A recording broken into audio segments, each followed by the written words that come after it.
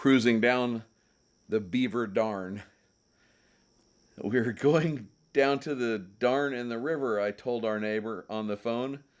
I was answering her question about time, as in time to yak on the phone for a while. The Darn?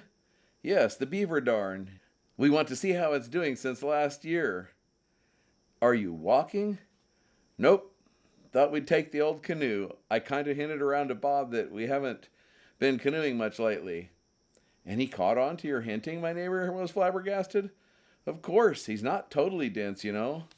What I didn't tell her is just how very fine a line separates dense and totally dense. The conversation containing the hint went something like this. Honey, this is Bob now. Honey, the folks down the road asked to borrow our canoe next week. Their boy is coming home from college, and they want to go camping for a few days. I told them okay. Okay? Sure, this was me talking sweetly. Sure, they might as well. Why not just let them keep it at their house all year round? After all, they're the only ones who have used our canoe in the past several years. Decades, maybe. We never go anywhere in it. I mean, just because we live a quarter mile from a river means nothing. They might as well use it. If the poor canoe depended on us to use it, it would be old and turned back to dust or whatever canoes come from. I'm certainly glad somebody gets to use it. Honey, Bob again, would you like to go canoeing tomorrow? The next day, we tied the canoe to the top of our car and set off for the river. Our canoe is not your ordinary run-of-the-mill canoe. Oh no, Bob picked it out many years ago when all of our children were at home. He bought the world's largest canoe. It's not an easy piece of equipment to move. We wrestled it into the water and climbed aboard. Seated in our respective places, we began our journey to the Beaver encampment. We ran around tight bends, we went past rocks and fallen trees, we scraped across a submerged rock. What are you doing? Bob called out sternly from the back of the canoe. Didn't you see those little ripples that warn you of submerged objects?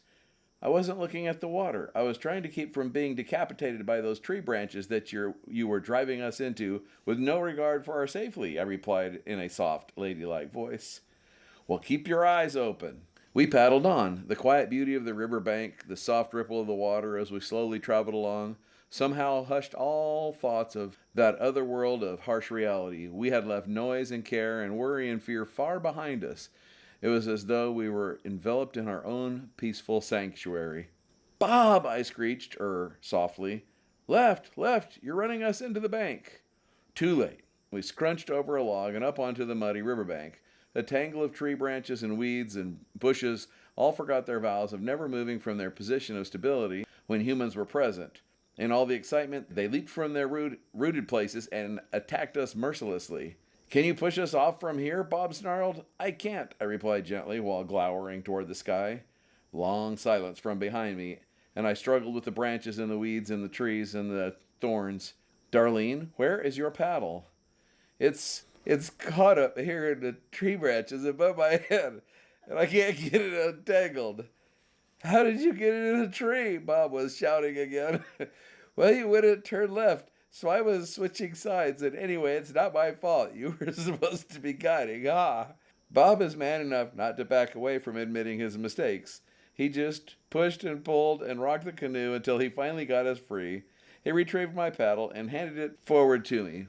Thank you, I said politely. Then I saw them. 800,000 great, big, ugly, ferocious, man-eating spiders were in my part of the canoe.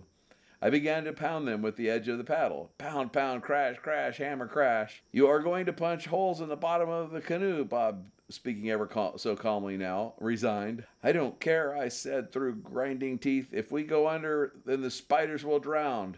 Pound, pound, crash, hammer, crash. Bob, even more calmly. There are leeches in this river. In this country, only the strong survive.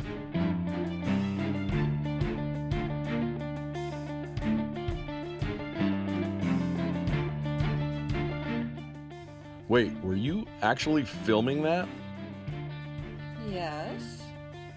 Oh well, at least I had my disguise on.